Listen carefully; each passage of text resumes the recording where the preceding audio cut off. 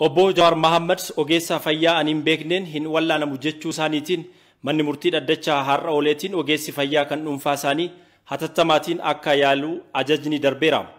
Obbo Jawaar Mohaammed dhukkubsachuu isaa mana murtiitti erga himee booda namoonni mootummaa keessa jiran ajjeechaa lubbuu isaatiif waan shakkuuf hakiima dhuunfaa malee wallaanamuu akka hin barbaanne mana murtiif ibsee jira.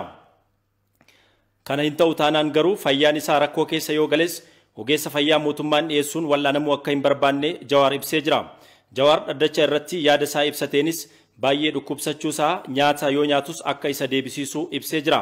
Abbaan alangaa gaaffii gaafatameefis obbo Jawaar akka yaalii argatan gaafatamanis kan dhuunfaa koo malee jechuun diduu isaa ibsee jira. Abbaan alangaa namni kamiyyuu qixxeedha yoo riifarii malee bakkuma mootummaan jedhetti yaalamuu qaba jechuunis falmee jira.